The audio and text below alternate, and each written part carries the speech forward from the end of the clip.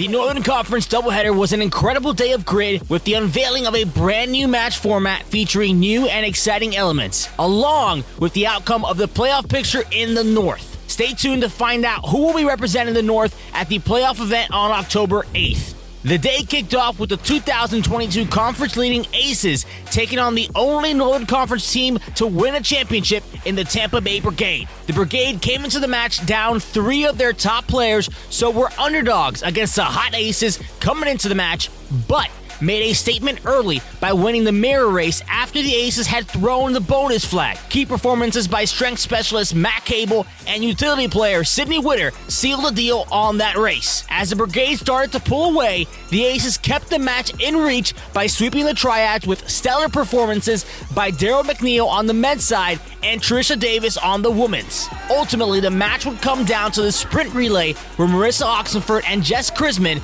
would establish a lead in the deck of pistol that the Brigade would hold throughout the race to pull out the race win and the overall match win. This kept the Brigade in the hunt for a playoff berth as they took on the Sharks later in the day, and meant the Aces needed a solid performance as well against the Wild to maintain their path to the playoffs. The second match of the day was between the two 1-1 teams that were both within striking distance of the playoffs coming into the day. The Sharks bit first, sealing a win on the partner forward with strongman competitor Kristen Bonito closing out the race. The Wild struck back quickly on one of their favorite races with a dominant win all the mare, with strongman competitor Julie Rader closing that race out for the Wild on the other side. From there, it was an extremely close match, with neither team holding more than a 1-point lead at any given time. The Sharks would serve the Wild a rare ladder loss along with a Jack and Jill loss, as well with a solid performance by firefighter Cara Palumbo and veteran leader Serena Clark. The Wild would throw the bonus flag on the male triad, ending in a Barba element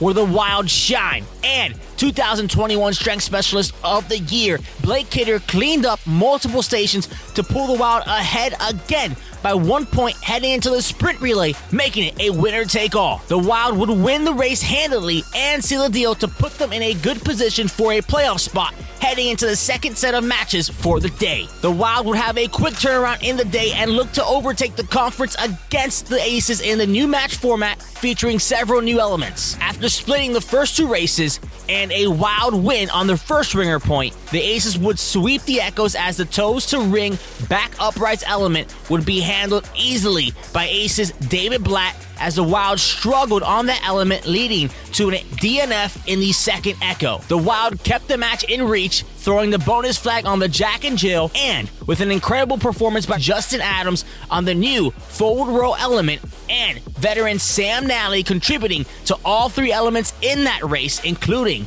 closing the race with 5 burpee backflips. The match would yet again come down to the sprint relay, where the Aces pulled away and where coach, owner, and star strength specialist Taylor Stallings finally closed the match out with 2 clean and jerks at 200 pounds, sealing the deal for the Aces to take their first playoff berth since 2017. A DNF in the final race by the Wild would leave a ray of hope available for the Sharks or Brigade to catch up in the tie-breaking point differential with a win in the final Northern Conference regular season match of 2022. The face-off between the Southwest Florida Sharks and the Tampa Bay Brigade was between 2 teams that knew each other well and 2 owner, coach, players that have been facing each other in the league since it began in 2017 in Nick Habish and Chris Garand. In a very cool moment, Nick and Chris went head-to-head in one of the new elements in the league featured in this match format in the Tosa Bar, Double Touch,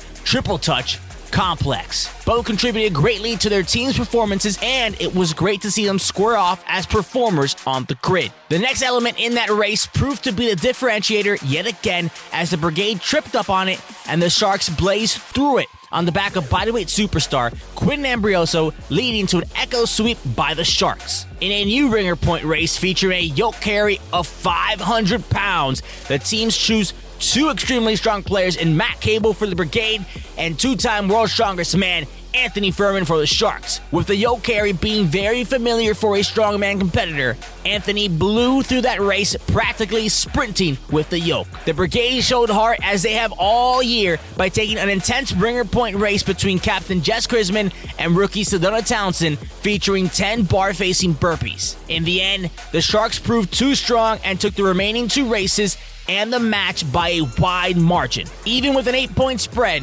the Sharks were not able to catch up to the Wild in the standings, which meant the number 1 seed Aces will be taking on the number 2 seed Wild in the Conference Championship match on October 8th. You do not want to miss the exciting conclusion to the season in the South on August 27th. Be sure to get your tickets now.